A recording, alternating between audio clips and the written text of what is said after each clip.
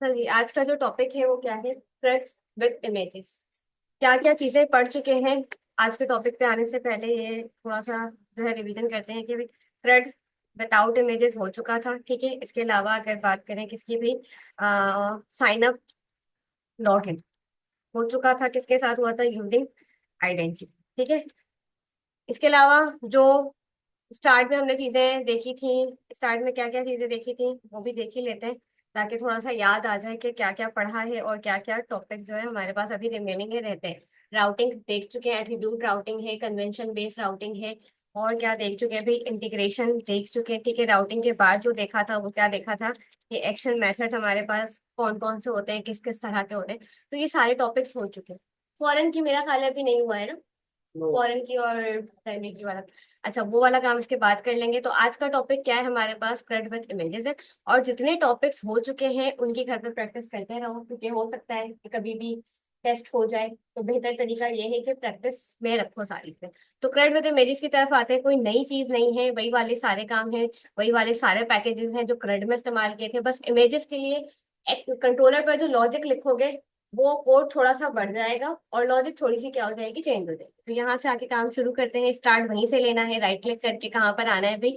Manage new gate packages पर आना है। पैकेजेस पर आने के बाद आपको ब्राउज पर आना है, देन पैकेजेस इंस्टॉल करने। कौन कौन से पैकेजेस हैं? एसक्यूएल सर्वर था, ठीक है।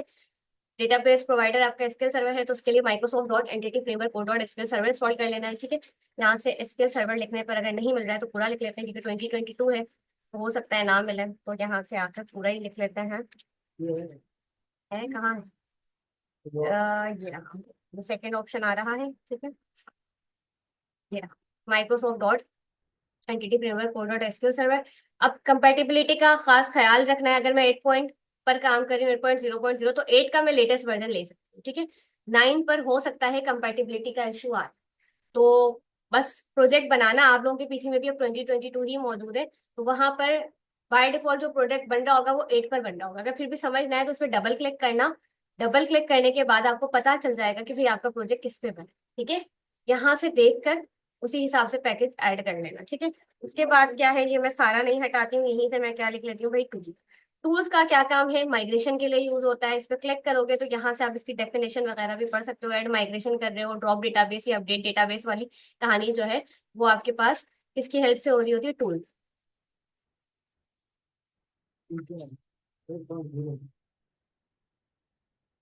8.0.11, ठीक है। इसी तरह से नेक्स्ट क्या है हमारे पास? हाँ भाई, लास्ट क्या था?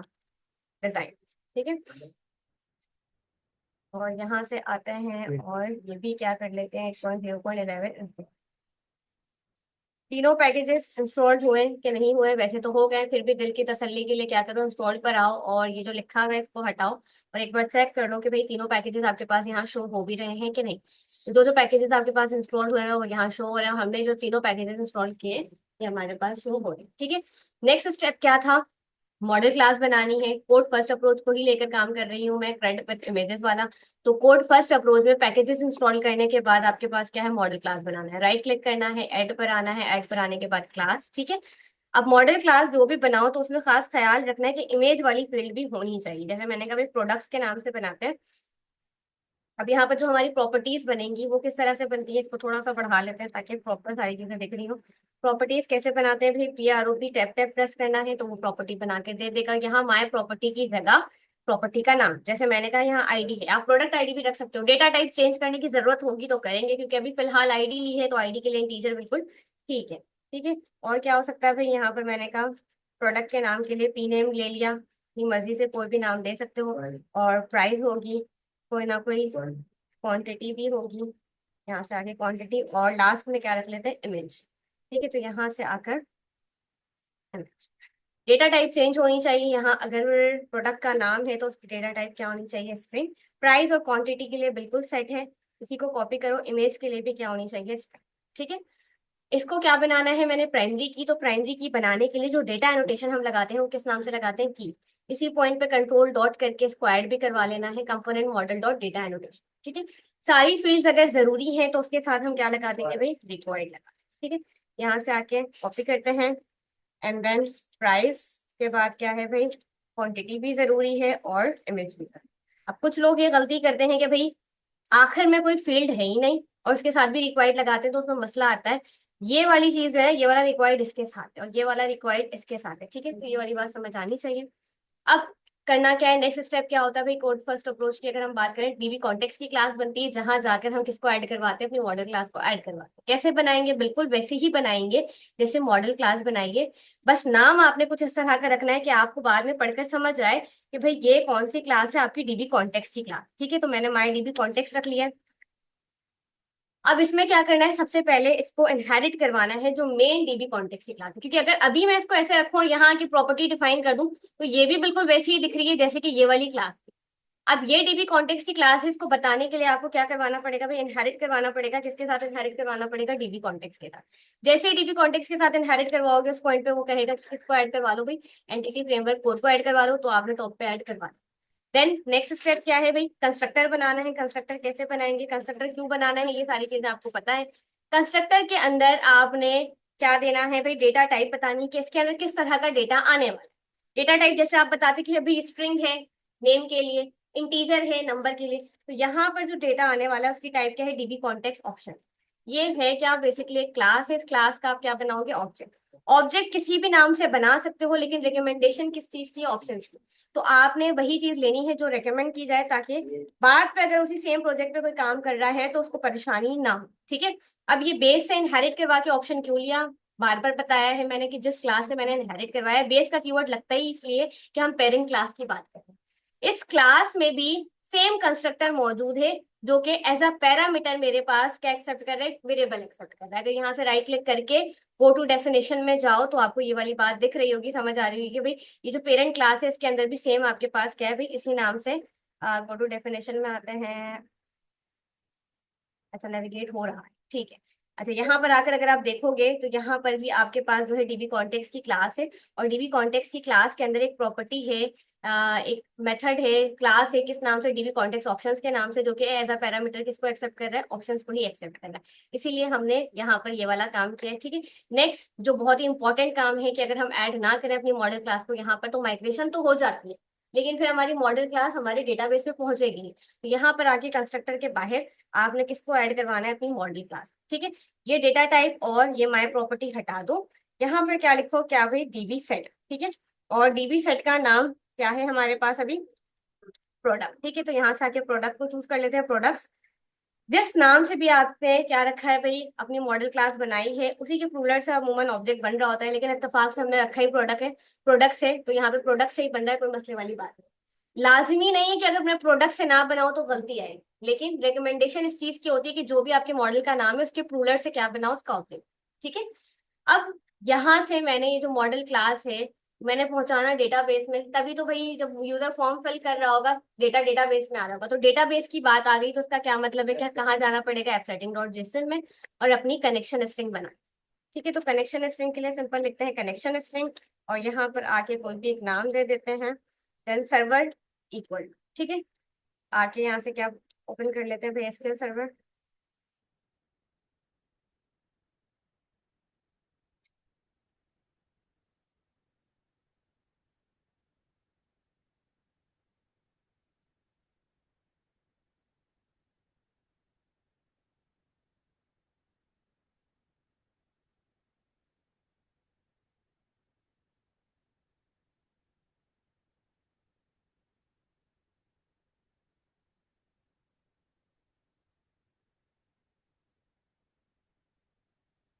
टाइम मिलेगा इसमें। अच्छा जी, यहाँ से आकर सिंपल क्या करना है, सर्वर का नाम कॉपी करना है, देन जहां पर लिखा है सर्वर इक्वल टू वहां पेज अंदर आना है, सेमी कॉलन लगाना है, डेटाबेस इक्वल, ठीक है। डेटाबेस का नाम क्रड विथ इमेजेस ही रख लेते हैं। उसके बाद क्या है, next trusted underscore connection equal to true, ठीक है। Trusted underscore connection equal to true क्यों लगाते हैं, बार बार बताया है कि अगर आप जो एसक्यूएल सर्वर यूज कर रहे हो वो किससे ऑथेंटिकेट है, विंडोज से ऑथेंटिकेट है, तो वहां पर आप क्या लगाते हो भाई, trusted underscore connection equal to. Then क्या है भाई, अगर 2022 पर काम कर रहे हो तो वहां पर आपको क्या लगाना है, trust server certificate equal to true, ठीक है। ये उनके लिए है जो 2022 पे काम कर रहे हैं। स्पेलिंग एक बार क्रॉस चेक कर लेनी है, trust server certificate equal to true, और लास्ट में सेमीकोलन अगर नहीं लगा है तो वो भी लगा ही देते हैं ताकि किसी किस्म की कोई गलती ना हो। ठीक है, यहाँ पर आते हैं और ये यहाँ पर सेमीकोलन लगा।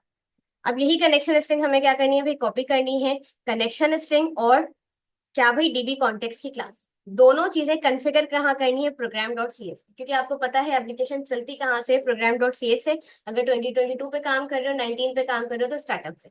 अगर इतनी मेहनत कर ली और यहाँ आके कॉन्फ़िगर ही नहीं करवाया तो कोई फायदा नहीं है। ठीक है, कॉन्फ़िगर किस तरह से करेंगे, सिंपल, यहाँ पर जो आपके पास दिया हुआ है क्या भाई, बिल्डर डॉट सर्विस, इसी का इस्तेमाल करना है। Builder dot services dot add DB context. ठीक है, आ रहा है डीबी कॉन्टेक्स्ट, पिक कर लेते हैं। डीबी कॉन्टेक्स्ट की क्लास का नाम क्या है भाई, माई डीबी कॉन्टेक्स्ट। ठीक है, यहाँ पे उसने खुद से क्या किया भाई, कंट्रोल डॉट करके ऐड करवाने की जरूरत भी नहीं हुई, खुद से उसने ऐड करवा कर आपको दे दिया। ठीक है, देन कनेक्शन स्ट्रिंग डालना है, लैम्डा एक्सप्रेशन बना लो, x dot use SQL server.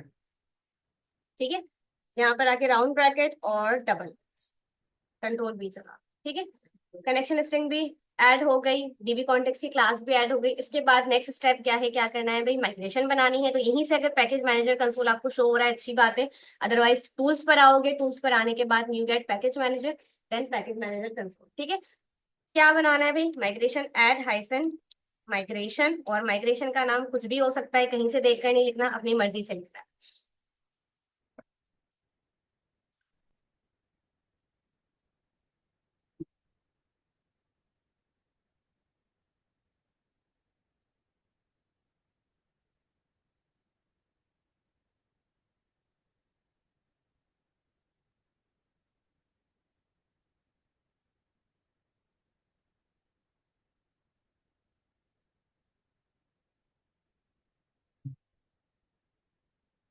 अच्छा जी, यहाँ पे माइग्रेशंस का फोल्डर ऐड हो चुका है और माइग्रेशन भी क्या हो गई है, बंद। ठीक है, अभी माइग्रेशन सिर्फ ऐड हुई है, डेटाबेस अपडेट नहीं हुआ। डेटाबेस अपडेट करवाने के लिए आपको बकायदा लिखना पड़ेगा अपडेट हाइफन डेटाबेस। ठीक है, जब तक ये नहीं लिखोगे तो डेटाबेस तब तक अपडेट नहीं होगा। ठीक है, जैसे यहाँ डन लिखा हुआ आ जाए, यहाँ आकर हमें चेक करना है कि भाई क्रेड विद इमेजेस के नाम से डेटाबेस पहुंचा कि नहीं पहुंचा।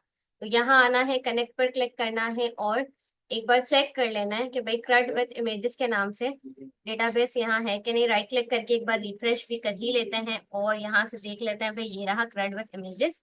ठीक है, और यहाँ पर टेबल्स में आना है। टेबल्स में आने के बाद दो टेबल्स हैं, एक तो हमारी जिसमें माइग्रेशन की हिस्ट्री आ रही होती है कि भाई कब कब कौन कौन सी माइग्रेशन हुई, और दूसरी आपके पास डीबीओ डॉट प्रोडक्ट्स के नाम से टेबल। ठीक है, राइट क्लिक करो, थर्ड ऑप्शन पर आओ, तो यहाँ पर आपको वो सारे कॉलम्स दिख रहे होंगे जो आपने रखे हैं, ID, name, email, ID, product का नाम, प्राइस, क्वांटिटी और इमेज। ठीक है, यहाँ तक काम तो मेरा ख्याल है सबको आता ही था। अब जो असल काम शुरू है वो कहाँ से शुरू है, आपके पास कंट्रोलर पर आना है। ठीक है, तो आ जाते हैं कंट्रोलर पर। कंट्रोलर पर आने के बाद आपकी अपनी चॉइस है। कंट्रोलर के अंदर जो है दो एक्शन मेथड्स बने हुए होते हैं एंड उन एक्शन मेथड्स का वो व्यू भी बनाकर ही देता है। अगर मैं राइट क्लिक करूं और यहाँ से किस पे आऊं भाई, गो टू व्यू पर आऊं, तो मुझे इसका व्यू बना बनाया दिख रहा होगा कि भाई मेरी एप्लीकेशन जब भी पहली दफा चलती है तो वेलकम, और वेलकम के साथ जो एक पैराग्राफ आ रहा होता है वो यहीं से आता है, ऐसा ही है। तो आप अगर इसी व्यू को रिप्लेस करना चाहो, इसी व्यू को रिप्लेस कर लो, या अपना कंट्रोलर बना के करना चाहो तो वो भी कर सकते हो। किस तरह से, मैंने इसी को रिप्लेस करना है, राइट क्लिक एड व्यू। ठीक है, जो व्यू बना है मैं कहती हूँ भाई उसी की जगह जो है ये वाला व्यू बनता है। एम्प्टी सेलेक्ट ना करना, रेजर व्यू सेलेक्ट। ठीक है, देन यहाँ से आके एड पे क्लिक करना है। टेम्पलेट कौन सा चूज करना है, टेम्पलेट यहाँ से आके क्रिएट वाला चूज करना है। ठीक है, मॉडल क्लास क्रिएट क्यों इस्तेमाल करते हैं, फॉर्म बना के। ठीक है, तो फॉर्म के लिए क्या चूज करना है आप लोगों ने, क्रिएट। मॉडल क्लास हमारी कौन सी थी, किस नाम से थी मॉडल क्लास, प्रोडक्ट्स के नाम से थी। ठीक है, डीबी कॉन्टेक्स्ट की क्लास किस नाम से थी, डीबी कॉन्टेक्स्ट की क्लास माई डीबी कॉन्टेक्स्ट के नाम से थी। ये सारी चीजें आपको खुद से बना कर देगा, बस आपने प्रॉपर क्या करना है भाई, चूज करना है।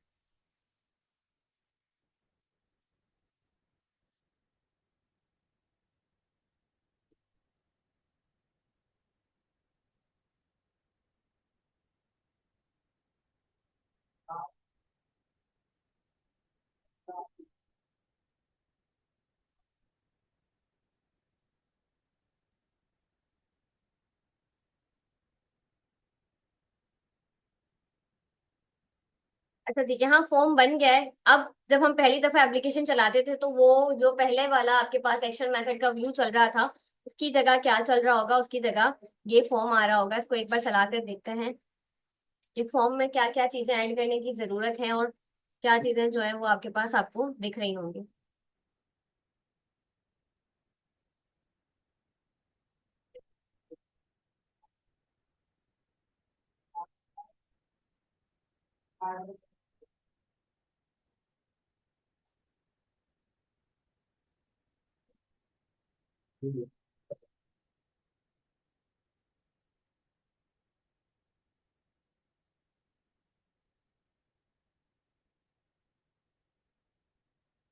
हाँ, यहाँ पर फॉर्म आ चुका है। बाकी की सारी फील्ड्स तो ठीक है, लेकिन अगर मुझे इमेज ऐड करनी है तो क्या यहाँ मैं इमेज का नाम लिखूं? नहीं ना। इमेज के लिए मुझे इनपुट फील्ड इस तरह से चाहिए कि भाई मैं इमेज को चूज करूं, मेरा गैलरी वाला सेक्शन ओपन हो, देन वहां से मैं इमेज जो भी सिलेक्ट करूं वो इमेज मेरे डेटाबेस पे जाए। तो फॉर्म में एक चीज तो हमें ये सेट करनी है कि भाई इस इनपुट फील्ड की टाइप जो है वो फाइल होनी चाहिए। फाइल होगी तभी हम क्या कर सकते हैं भाई, इमेज चूज कर सकते हैं। ठीक है, तो यहाँ से आते हैं, इसको स्टॉप करते हैं। ठीक है, सबसे पहला काम क्या करना है, हमारे पास इमेज वाली जो इनपुट फील्ड है, ठीक है, उसमें ऐड करना है, क्या ऐड करना है भाई, टाइप। ठीक है, टाइप इक्वल टू, और टाइप क्या हो जाएगी, फाइल। अब कहीं पर भी पूरे फॉर्म में अगर हम क्या लगा देते हैं, टाइप इक्वल टू फाइल लगाते हैं, ये हमने पीएचपी में भी देखा था, लारावेल में भी देखा था। तो फॉर्म के टैग में हम एक एट्रीब्यूट ऐड करते हैं जिसका नाम क्या है भाई, enctype equal to multipart form data. ऐसे ये याद है? ठीक है, यहाँ पर सेकंड है हमारे पास मल्टी पार्ट फॉर्म डेटा। ये किसके काम आता है, क्या ये इमेज के काम आता है? नहीं। अगर आपके पूरे फॉर्म में कहीं पर भी आपने यूज किया है टाइप इक्वल टू फाइल, तो फाइल को क्या करने के लिए भाई, हैंडल करने के लिए आप एक एट्रीब्यूट का यूज करते हो, enctype equal to multipart form data. ठीक है, खुद से लिखने की जरूरत नहीं है, आप प्रॉपर स्पेलिंग लिखोगे तो खुद से वो सजेशन देगा। ठीक है, तो फॉर्म तो सेट हो गया, फॉर्म में जो है टाइप भी लग गई। आखिर एक बार इसको चला कर देख ही लेते हैं, फिर आगे जो है काम करेंगे।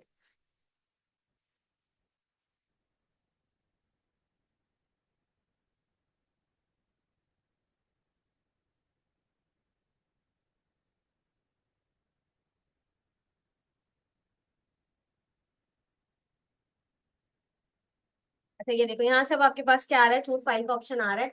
अब जैसे ही मेरा फॉर्म सबमिट हो जाए तब मेरे पास कौन सा एक्शन मेथड चलेगा, जो एक्शन मेथड चलेगा उसी पे मैंने क्या करना है, आगे का काम करना है। ठीक है, तो यहाँ आकर अगर हम चेक करें कि भाई जैसे ही हमारा फॉर्म सबमिट हो रहा है वो किस एक्शन पर जा रहा है, ये वाली बात एएसपी एक्शन में लिखा, तो किस पर जा रहा है, वो इंडेक्स पर जा रहा है। ठीक है, तो यहाँ पर आकर आपने यही करना है होम कंट्रोलर पे कि भाई फॉर्म सबमिट होने के बाद भी एएसपी एक्शन पर ही जा रहा है।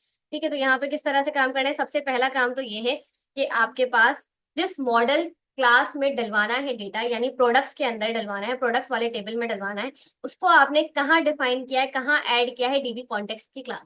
ऐसे ही है ना, डीबी कॉन्टेक्स्ट की क्लास में ही इस मॉडल क्लास का बना है ऑब्जेक्ट, इसी ऑब्जेक्ट का मैंने इस्तेमाल करना है। तो मैं क्या करूंगी, सिंपल अभी डीबी कॉन्टेक्स्ट वाली क्लास को कहाँ पर ऐड करवाऊंगी भाई, होम कंट्रोलर पर। उसके लिए सिंपल क्या करना है, कंस्ट्रक्टर बनाना है, CTOR टैप टैप प्रेस करना है, और एज अ पैरामीटर अपने डीबी कॉन्टेक्स्ट वाली क्लास बतानी है, क्या है, माई डीबी कॉन्टेक्स्ट है। ठीक है, इस क्लास का ऑब्जेक्ट बनाएंगे, किस नाम से, किसी भी नाम से हो सकता है, कॉन्टेक्स्ट के नाम से बना लो तो ज्यादा अच्छा। ठीक है, अब इस कॉन्टेक्स्ट की हेल्प से मैं क्या कर सकती हूँ भाई, एक्सेस कर सकती हूँ, किसको एक्सेस कर सकती हूँ, यहाँ पर ये जो प्रोडक्ट्स लिखा है मैंने। ठीक है, क्या करना है, आप अगर इस कॉन्टेक्स्ट को मुझे इस एक्शन मेथड में इस्तेमाल करना है या इस एक्शन मेथड में इस्तेमाल करना है, तो मैं तब तक इस्तेमाल नहीं कर सकती जब तक इस कॉन्टेक्स्ट को मैं कहीं बाहर डिफाइन ना कर दूं क्लास। अभी इसका स्कोप सिर्फ इसी कर्ली ब्रैकेट तक है। आ रही है बात समझ? तो यहाँ से आकर कंट्रोल डॉट करना है, कंट्रोल डॉट करने के बाद आपके पास सेकंड ऑप्शन आ रहा है, create and assign field context. ठीक है, कॉन्टेक्स्ट को असाइन कर लिया। अब इसकी हेल्प से मैं इस कॉन्टेक्स्ट को कहीं भी यूज कर सकती हूँ, और इस कॉन्टेक्स्ट की हेल्प से यहाँ पर मैंने जितना भी काम किया उसको मैं एक्सेस कर सकती। ठीक है, बात समझ आ रही है कि नहीं? अच्छा जी, यहाँ पर आकर मैंने कहा दूसरा जो एक्शन मेथड चलेगा वो भी इंडेक्स के ही नाम से होगा।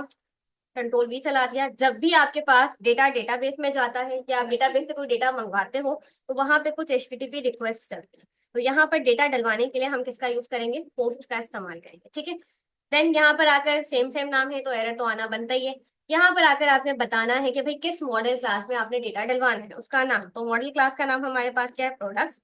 देन उसका ऑब्जेक्ट बना लेना, यानी इस क्लास का मैंने क्या बना लिया, ऑब्जेक्ट बना लिया। अब जितना डेटा भी यूजर फॉर्म में फिल करेगा वो कहाँ आके स्टोर हुआ हुआ है, प्रो के वेरिएबल। ठीक है, इमेज के लिए आपको अलग से काम क्या करना पड़ेगा कि भाई डेटा टाइप बतानी पड़ेगी, आई फॉर्म फाइल।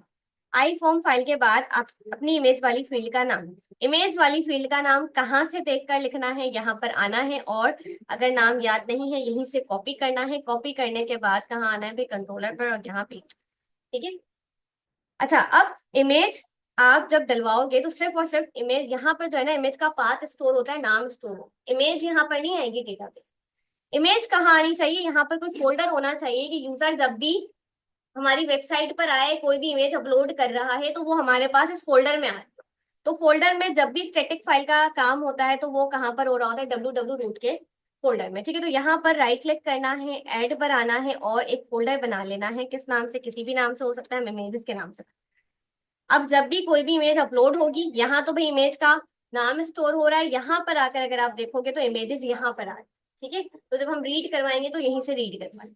किस तरह से, अब अगर मुझे यहाँ www रूट में मौजूद किसी भी फोल्डर के बारे में कोई इन्फॉर्मेशन चाहिए, या अपने प्रोजेक्ट में मौजूद किसी भी फोल्डर के बारे में कोई इन्फॉर्मेशन चाहिए, तो उसके लिए हम इस्तेमाल करते हैं आई वेब होस्ट एनवायरमेंट। ये क्या है, एक इंटरफेस है। इस इंटरफेस का काम क्या होता है कि आपके प्रोजेक्ट में मौजूद तमाम फाइल्स की इंफॉर्मेशन इसके पास होती है। तो इस इंटरफेस को अगर मुझे नीचे इस्तेमाल करना है तो यहाँ पर आके मैं क्या करूंगी भाई, इसको ऐड करवा दूंगी, आई वेब होस्ट एनवायरमेंट आ रहा है, ले लेते हैं, ठीक है। इस इंटरफेस का क्या बना लो भाई, ऑब्जेक्ट बना लो। यहाँ पर आकर मैंने ईएनवी के नाम से बना लिया, आप किसी भी नाम से। वही वाली बात, अगर मुझे इस ईएनवी को इस सेक्शन मेथड में इस्तेमाल करना है, इस सेक्शन मेथड में इस्तेमाल करना है, तो क्या अभी मैं इस्तेमाल कर सकती हूँ? नहीं कर सकती। मुझे क्या करना पड़ेगा, इसको इसी की तरह बाहर डिफाइन करना पड़ेगा। तो कैसे डिफाइन करेंगे, कंट्रोल डॉट करना है और create an assign field env पर क्लिक करना है। अब ये यहाँ आपने ऐड कर दिया, आप किसी भी एक्शन मेथड पे आप क्या कर सकते हो, उसको इस्तेमाल कर सकते हो, ठीक है। नीचे आना है, नीचे आने के बाद क्या करना है, सबसे पहले फाइल की लोकेशन बताना है। तो मैंने कहा भाई डेटा टाइप स्ट्रिंग है और वेरिएबल का नाम है फाइल लोकेशन, ठीक है।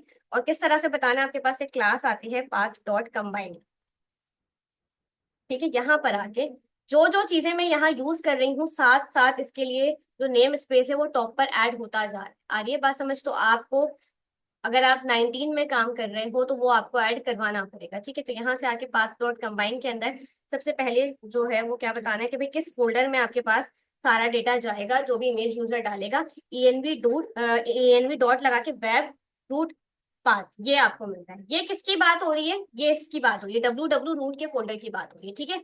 यहाँ पर ENV dot web root path देने के बाद बताना है कि भाई इस फोल्डर में, www रूट के फोल्डर में कहाँ जाएंगी तस्वीरें, CSS में जाएंगी, इमेजेस में जाएंगी, JS में जाएंगी।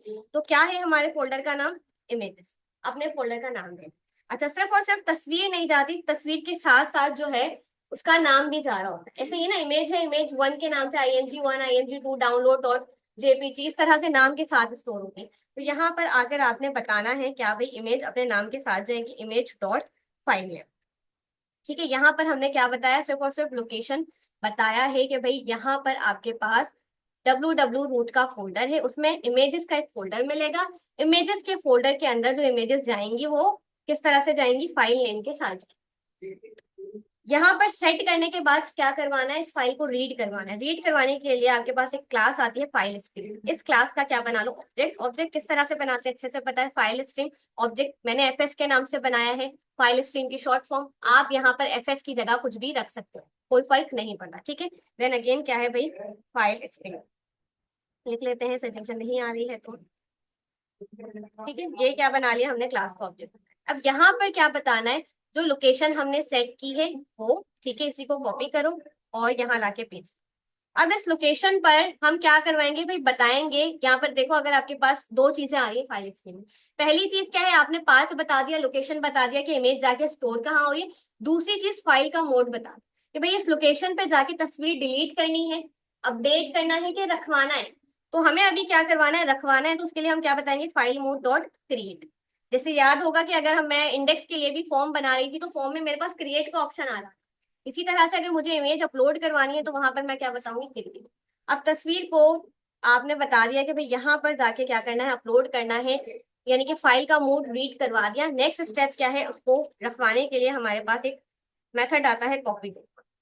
कॉपी टू के अंदर अपने सिंपल क्या करना है, अपना फाइल स्ट्रीम का ऑब्जेक्ट पास कर देना। अब ये जो 3 लाइनें हमने लिखी हैं, ये 3 लाइनें किस लिए लिखी है, इमेज को सिर्फ यहाँ रखवाने के लिए। आ रही है बात समझ? कहाँ रखवाने के लिए, इमेजेस के फोल्डर में। अब डेटाबेस में भी तो इमेज जाएगी, डेटाबेस में इमेज को भेजने के लिए अब काम करेंगे। यहाँ तक सारी चीजें क्लियर हैं, किसी के सर के ऊपर से तो नहीं जा रही है चीजें। यहाँ पर क्या किया भाई, फाइल का लोकेशन सेट किया। फिर यहाँ पर क्या किया भाई, फाइल का मोड रीड किया कि भाई फाइल को डिलीट करना है, अपडेट करना है। देन यहाँ पर आके बताया कि भाई फाइल को इस जगह पर जाके क्या कर दो, कॉपी कर दो, यानी कि रखवा। ठीक है।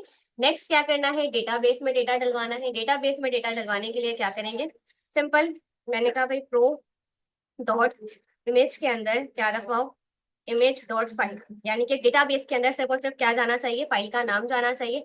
यहाँ पर आपके पास क्या जाएगी, फाइल का नाम स्टोर होगा। ठीक है। सिर्फ और सिर्फ इमेज के लिए तो काम नहीं करना ना, बाकी की फील्ड्स भी हैं, तो बाकी की फील्ड्स में हम डेटा कैसे डलवा देते हैं, अगर याद हो, कॉन्टेक्स्ट डॉट, ठीक है, देन अपने मॉडल के ऑब्जेक्ट का नाम, उसके बाद कौन सा मेथड था डेटा डलवाने के लिए, ऐड का मेथड था। और ऐड क्या करवाओ भाई, यही चीजें ऐड करवाओ जो इसने फॉर्म में फिल की, जो फॉर्म में फिल की है वो कहाँ जा रही है, प्रो के पास जा रही है। ऐड करवाने के बाद क्या काफी है सिर्फ ऐड करवाना, नहीं, ऐड करवाने के बाद क्या जरूरी है, सेव चेंजेस बहुत। ठीक है। अभी किसी और व्यू पर नहीं भेज रही, क्योंकि मैंने अभी सिर्फ और सिर्फ क्रिएट का काम किया है, रीड का काम नहीं किया। अभी आकर चलाने पर हमारे पास इमेज यहाँ आनी चाहिए और डेटा डेटाबेस में जाना चाहिए। ठीक है, अभी सिर्फ इतना ही काम किया है, तो आकर पहले चला कर देख लेते हैं, फिर आगे बढ़ेंगे।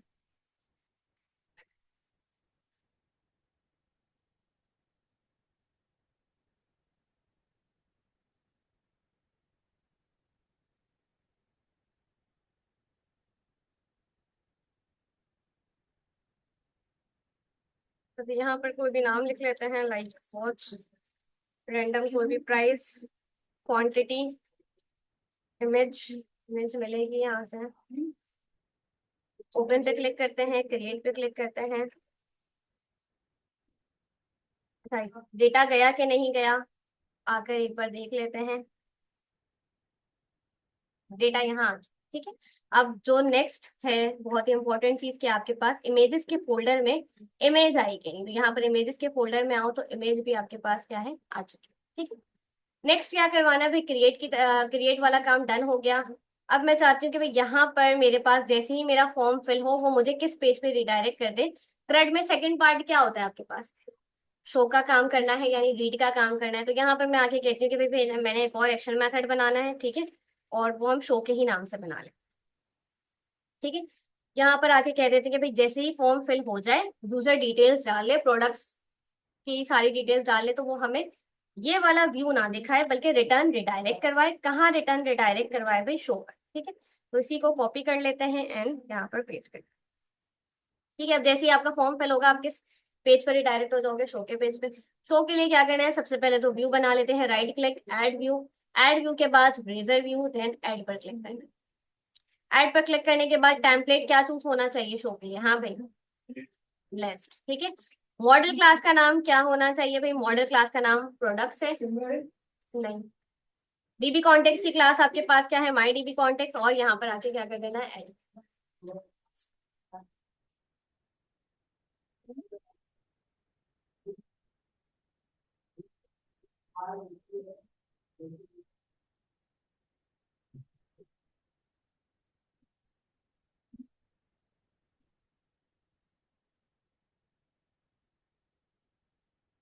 अच्छा, रिव्यू इसने बनाकर दे दिया है। अभी अगर आकर मैं देखूं तो क्या मेरे पास डेटा आ रहा होगा, क्या मुझे कंट्रोलर पे कोई लॉजिक भी लिखनी पड़ेगी, हाँ जब आती हूँ शो वाले पेज पे डेटा आ जाएगा अभी, या काम अधूरा है। मतलब अभी सिर्फ और सिर्फ मैंने क्या किया भाई, शो के नाम से एक्शन मेथड बनाया, देन इसका व्यू बना दिया। तो इस पॉइंट पर मुझे डेटा व्यू हो जाएगा, या यहाँ कुछ लिखने की जरूरत है, व्यू हो जाएगा। हाँ, हम आज नहीं होगा, क्यों नहीं होगा, क्या लिखना है बता दो। हाँ सुहेल।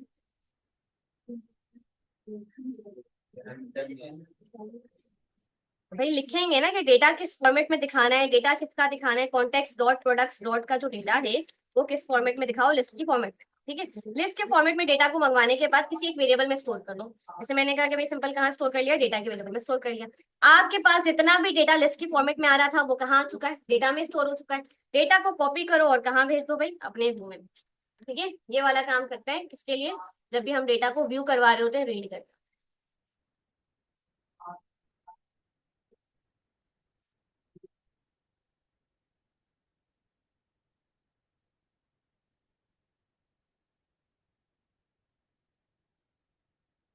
यहाँ डायरेक्टली चला लेते हैं। कौन सा पेज भाई? कंट्रोलर का नाम होम है, ठीक है, और एक्शन मेथड का नाम क्या है? शो। एंटर करते हैं और होम कंट्रोलर का शो वाला एक्शन मेथड चल रहा है। बाकी की सारी चीजें तो सेट है, लेकिन मसला क्या है कि ये इमेज उठकर आनी चाहिए, ना कि इमेज का नाम। ऐसे ही है। तो इसको सेट किस तरह से करेंगे भाई? ये इमेज आनी चाहिए, इमेज का नाम नहीं। जहां पर आपके पास इमेज का नाम आ रहा है वहीं पर आओ, और वहां पर सिंपल क्या करो भाई? ये तो सारी क्या आ रही है। अब कुछ लोग यहाँ चेंजिंग कर देते हैं, यहाँ पर ये हेडिंग है। टीएच और टीडी में फर्क है। अगर टीएच है इसका मतलब है हेडिंग की बात हो रही है। डेटा जो है वो आपको कहाँ मिल रहा होगा? यहाँ मिल रहा होगा, यानी कि यहाँ। इसको हटाना है, इसकी जगह इमेज चाहिए, तो जाहिर है इमेज का टैग लेंगे, ऐसे ही है। उसके बाद क्या है भाई? सिंपल एसआरसी, और एसआरसी के अंदर आपने सारा काम। अब किस तरह से? सबसे पहले तो इस फोल्डर को टारगेट करना है। मैंने इस फोल्डर को टारगेट करने के लिए हम क्या करेंगे? यहीं पर आकर मैंने कभी @ लगा दो। @ का क्या मतलब है कि किसका कोड आने वाला है? अंदर C# का कोड। देन अपने फोल्डर का नाम, जहां तस्वीर गई है, किस फोल्डर में गई है? इमेजेस। किसी भी फोल्डर को टारगेट करना है तो मैंने बताया था जब हम इंटीग्रेशन वाला काम कर रहे थे, टिल्ड / लगा के अपने फोल्डर का नाम, ठीक है। बाहर आकर यहाँ पर जिस तरह से क्या दिया हुआ है भाई? आइटम डॉट क्वांटिटी, यानी कॉलम का नाम। बिल्कुल आपने भी वैसे ही करना है। आइटम डॉट इमेज वाले कॉलम का नाम। इमेज वाले कॉलम का नाम हमारे पास क्या है? इमेज, ठीक है। यहाँ पर आके ये वाली चीज ऐड करनी है। सेट हो गया। अब यहाँ पर इमेज को लेकर आने के लिए एक टैग हेल्पर लगता है, ASP append version equal to, ठीक है। ये आप किसके साथ लगाते हो? जब भी आप इमेज के साथ काम, ठीक है। यहाँ पे मैं विड्थ और हाइट भी सेट कर ही देती हूँ, क्योंकि वो भी बाद में सेट करना ही है। तो विड्थ मैंने दे दी क्या भाई? 100%। इसी तरह से हाइट भी दे देते हैं। बाहर आते हैं, हाइट दे देते हैं 120 px, ठीक है। और अब चला कर देखते हैं कि भाई इमेज हमारे पास प्रॉपर उठकर आ भी रही है कि नहीं।